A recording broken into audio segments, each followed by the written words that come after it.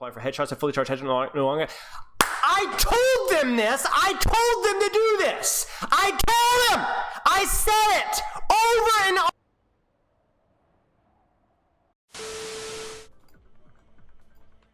Yes. And actually, this isn't too bad either. This seems much more reasonable. Thank you. So dumb. Thank you. I'm gonna kiss Aaron Keller right in the lips. Okay, Ramatra, I mean, I don't think there's anything new here that we didn't already know, so we just need to actually look at the numbers. Okay, this is the juice, guys. All right! Woo! Taking the headphones off so we can jive a little bit. All right. There are several changes here for Doomfist with the intent to increase his presence as a disruptive brawler style tank. The buff to his passive ability will help him stay in the fight longer, especially when he's hitting multiple enemies with his abilities. The teacher powered block meter turn to increase the ability of powered rocket punch, which enables him more easily to disrupt enemies and impact multiple targets. Due to gaining empowered rocket punch, more cases the stun duration size are slightly decreased to reduce some of the frustration playing against it. Front punch, we're shifting some of its damage away from requiring wall picks so that it's broadly more useful regardless of where the fight is striking. Yeah, where fights are taken, excuse me. Okay. Rocket punch, impact damage range increased from 15 to 30 to 25 to 50 damage. Okay. All right, wall slam damage reduced from 20 to 40 to 10 to 30. So basically, the punch, if you don't hit a wall, does more. It is now 50, 30, 80 damage if you just fully punch into a wall. Whereas before, it was 70. However, if you don't hit a wall, the spectrum goes from 30 to 50. So, wall, 10 damage increase, or 1/7, so about 14%, 14.28. No wall, the increase is much more significant. 67% increase, 2/3, right? So in other words, yes, he's going to be doing more damage on wall punches, but significantly more damage on non-wall punches. Okay, I guess it's a range of how long the stun lasts. So in other words, if he charges up his rocket punch, he stuns less, right? The charge punch is less impactful. Okay, that's good. That's good. That is good. That means that when he has punch, it's not overwhelming. There's not as much of variance between Doomfist has punch, just go ahead and kill yourself right now because it's over, versus Doomfist doesn't have punch, ha ha ha, you suck, go home, you have no friends. Non-empowered rocket punch now stuns. Oh, whoa, we have a stun with non-empowered rocket punch. It's kind of annoying. I don't know how I feel about this. I hate that they're introducing CC again, but I do like that they're reducing the variance between charge and non-charge, right? Like this was too big and they've shrunk it, right? So that's good, but I don't know. I don't know how I feel about this. I don't know how I feel about this. I don't know. I just don't know how I feel about it. Empowered knockback radius reduced from 4 to 3 meters? Yeah. In other words, I think the radius of his punch, in other words, not how far he knocks you back, but how wide his punch radius is, right? So like, the radius would be here, 3 meters on either side of the punch, I think. I think what it is. I don't know. We'll have to see how useful the 0.25 seconds is. I promise you it's going to be useful. I promise you, because it's going to allow you to line up one shot for each punch. Punch shot on a head. That's going to be very useful. I don't know if it's going to make them broken, but it's going to be very useful. Minimum time before cancel option becomes available, reduced from 0.5. So you can cancel your punch much faster. Yeah. Cooldown reduced from 4 seconds to 3 seconds. Wow. What has been instances rework but has not been mentioned? Hello? The punch cooldown? Hello?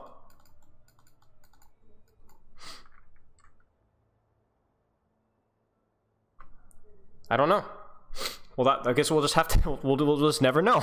Okay, the cooldown for the punch. Okay, good to know. All right, power block cooldown reduced from 8 to 7. That's a big decrease, 12.5%. Duration increased from 2 to 2.5 seconds.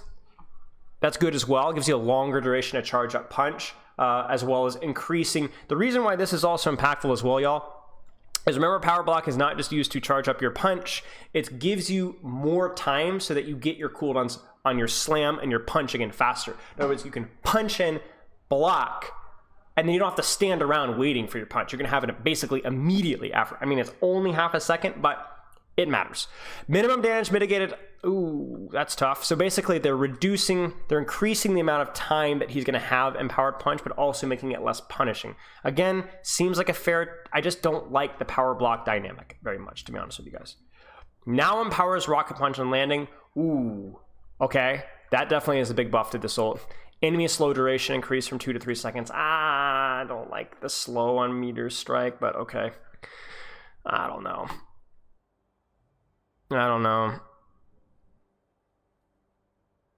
The maximum temporary health increased from 150 to 200 health. Temporary health, this is big too. This is really, really big. This is going to make him feel a lot harder to kill. Not a lot harder to kill, but noticeably harder to kill. So, yeah. I mean, these are serious buffs, y'all. These are definitely serious buffs. Doomfist wasn't very good. I don't know if he's going to be very good right now, but he is not going to be trashed here. This is the big ones for me. If I were to pick off the biggest ones, I think this is a huge one right here. This is a big one right here. This is a big one here, and this one is a big one here too as well. More HP. His ult is a lot more impactful. He's going to be charging Rocket Punch much faster, more often, and then the non-powered punch being able to just immediately provide a stun is going to significantly increase his damage output. Yeah, these are big, y'all. These are really big. Doom meta? Maybe not. Certainly in ranked, you're going to see a lot more Dooms. 100%. Commanding Shot, Jungle Queen's primary ability, but the additional survivability granted her team proved to be too powerful, needed to be tuned back significantly in the previous patch. We're going to shift more of that survivability into Jungle Queen herself by increasing the amount of her passive ability heals through to dealing damage with wounds. Torso and head hit volume size increased by 12%. This is fair. Her hitbox was weird. Wound duration on her ult reduced from 5 to 4.5 seconds. Ultimate cost reduced by 10%. That's good. It took forever to build that ultimate. Respect. This also makes it less of like a death sentence if you got hit by the rampage at like a lower HP. So I mean, it seems fair enough. Cooldown reduced from 15 to 14 seconds. Okay. Adrenaline passive thing multiplier increased from 1 to 1.25. Damage dealt by wounds. None of these are super impactful, to be honest with you. This is the most impactful change by far. And this is definitely helpful as well, because it's only 1 second, but it's a percentage, right? It's a decent percentage. 1/15 is what, 6.7%, right? But I don't know. This seems like really tiny, to be honest with you guys. I don't know. So she's not going to be meta, but she's going to be less trashed here. Bastion. The intent for Bastion's ultimate is that enemy players can survive it if they are quick to react to the damage impact areas. However, it ends up being too easy to avoid the damage in areas entirely. We've reduced both the amount of warning time and explosion damage, so there's more reliant on dealing damage. Won't be as lethal if the close the target gets to the edge of the explosion range. Now, here's the thing with Bastion, guys. I'm going to put this as respectful as you possibly can. His ultimate is poopy cheeks. His ultimate sucks. And I do not mean that in terms of it's weak. Maybe this, I don't know, I'm not going to even read the changes yet. I don't care what the changes are. If they keep the current Bastional structure, it sucks. Having aerial strike is not fun or interesting. It's stupid. If it either is useless or it makes you feel cheated when you die to it because you're like, wow, that was stupid. He just dropped the bomb on me. Like, it's not fun. It's not fun. That's not engaging. It's way too passive. I do not like those ultimates. This is like putting lipstick on a pig, okay? Right? This is a bad ultimate. Bastion Overwatch 1 ultimate wasn't that good, but it was way more dynamic and way more interesting than it is now. This is bad. I don't have any suggestions because I'm a stupid critic. I don't like this. If you're going to put effort into fixing Bastion, remove the ultimate and give him something more interesting. This is stupid. Like it's like Riptire. Nobody likes that ultimate. Nobody likes that ultimate. Delay before projectile drops reduced from, this is pretty big. Explosion damage reduced. It doesn't matter, to be honest with you. This is such a meaningless change. You know what I'm saying? Because it's going to one-shot a squishy directly. Unless they were talking about like I guess there's the fall off with the drop off. So maybe this is more relevant than I thought, but I don't know. No longer deals explosion damage himself. Haha. that could be kind of fun to toy with. Minimum delay between placing shots reduced by 20%. Okay, fair enough. Cooldown reduced from 12 to 10 seconds. Oof. Okay. I mean, Bastion's going to be stronger, but I don't think it's going to be super strong. Old Bastion will be super broken in 5v5? Yes, it would. Yeah. I'm not recommending necessarily going back to the old Bastion ult form. Maybe it could be something like old Bastion ult, but it doesn't one-shot if it directs. It does like 150 damage instead. I don't know. Right, guys? I'm being rude here. I know it, but... Developer comment. Sojourn is performing well at the high tiers of competitive play, but poorly below those tiers. Much of the perception that she's too powerful seems to be driven by the reaction deriving to long-range charge headshots from railgun secondary fire. These charges are aimed at reducing frustrations over the biggest change of being reducing the critical multiplier for headshots. A fully charged headshot no longer. I told them this. I told them to do this. I told them. I said it over and told them with the fully charged headshot and the primary fire. I literally said this. I said, this is a hit scan hero with a lot of mobility. You need to lean into that and not into the one shot. The hero doesn't need a one shot for it to have its retain its identity as a hero. It's extremely vertically mobile hit scan with a lot of dynamics. It doesn't need a one shot for it to be relevant. Now, does she need a one shot to be very strong? Sure, but lean into her primary fire more. Lean into her railgun being more like Soldier Helix as a finisher or as a sort of burst, right? I told them this almost a year ago. I guess it's not technically a year ago. It was like 10 months ago, whatever. But no, we're gonna maintain the headshot. Maintain change the railgun size. No, that just makes her feel horrible at lower ranks, and it changes the entire dynamic where it's not even worth using the railgun until you get a higher charge. No, I told them this. Yeah, I'm glad to hear it. Warm cup of Joe. It is way. This is good. Energy delay before draining reduced from 8 to 5 seconds. Okay, so she loses charge faster. Seems fair. I like that change. Secondary fire fall off reduced from 70 to 40 meters. Good. She should be countered by Widow and Ashe. Right? Good. Secondary fire critical damage reduced from 2 to 1.5. How much damage does that mean? Because she was like 280, right? Whoa. So body shots. Wait. So body shots do like, wasn't it like 140? 195. Wait, so it was like 130.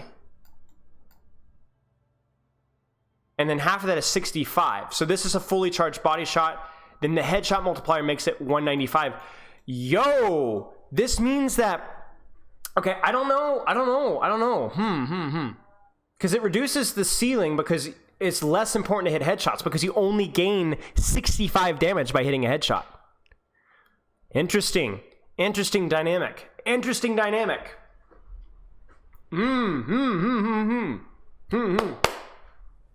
don't know, y'all. I think this is the spirit of this change is good, but I don't know. It's not discouraging from headshots is the only bad thing about this, I will say. But overall, I think cool. Oh, the fall off is good. This is also good as well. I hated the charge games here. This is good as well. So she fires faster. These are good changes. Overall, I'm a little sad about the headshot multiplier thing. That does seem a little bit weird.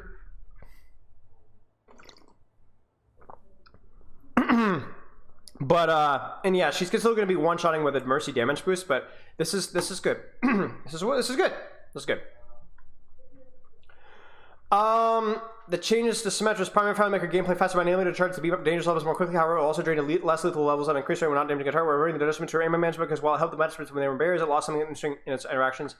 Fine. I mean, this is nothing super impactful. Small buff, basically. Very small buff. Maybe not a small buff, but a small buff. Whoa! What? Whoa!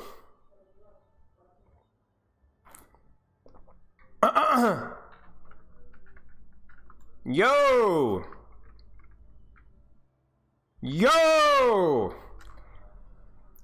I'm actually curious to see how this affects her ability to do damage to tanks, because the fall off damage did allow her to do like more pressure to tanks at like mid ranges, which is kind of weird. But whoa, okay. You know, guys, we asked them in the Overwatch League Discord to buff her to 5.5 if that was at all possible. And it is possible. I know it is, because a lot of damage is calculated in Overwatch in percentages. If you don't believe me, stand at 100 meters as Reaper and shoot at a training bot, right? You don't even do 1 damage. You do like 0.2 damage or something like that, and eventually it'll tick down. We asked for 5.5, guys. We asked for 5.5. They gave us 6. Okay. Welp. I feel like that's pretty good. I feel like this is gonna be big. That's a 20% damage increase.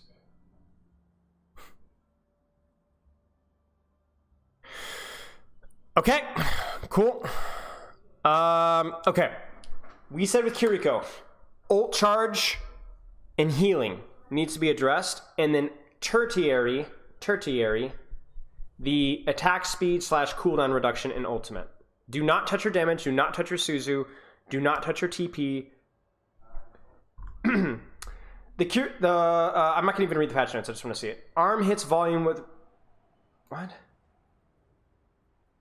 Okay, whatever. Ultimate cost increased by 10%.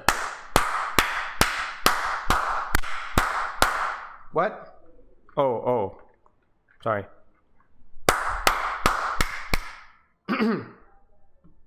Movement speed bonus reduced from 50% to 30%. Sure, good. Cooldown rate. Yeah, this is fine. This is what we hope for.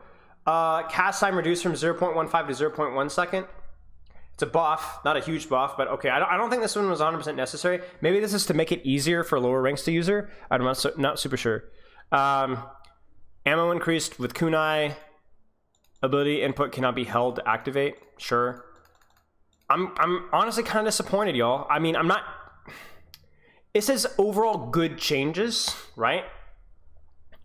I don't know. I just wish they'd nerfed her healing a little bit. I really wish they'd nerfed her healing a little bit.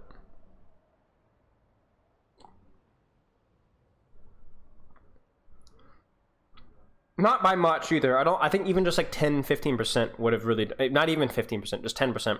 This comboed with ultimate cost would have been really, really nice. So this is overall positive, but I don't know. The reason why I'm so adamant about it is, but not because I want Kiriko to be trashed here. Like, I wouldn't even mind if they nerfed her healing and then I don't know, like I mean, okay, maybe there's nothing else that I want to buff, but I don't know. I just don't like how like the healing output breaks her design. That's the problem I have. It breaks her design. She's not meant to be a heal bot. That's not how the hero is designed.